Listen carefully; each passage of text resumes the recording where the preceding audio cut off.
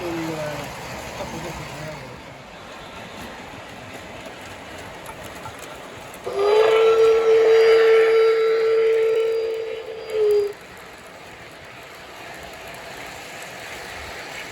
There's a screaming from the body somewhere.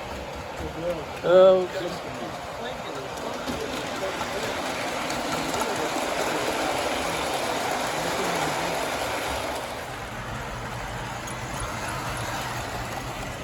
I watch that guy that's on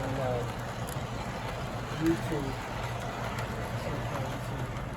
He positions, he's in upstate New York.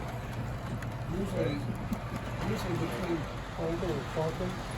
Quiet. Yeah, the camp motors.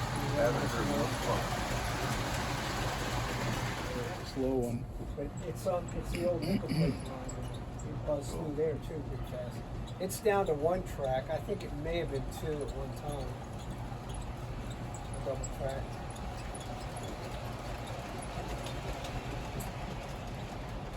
Oh my God, you're gonna put me to sleep.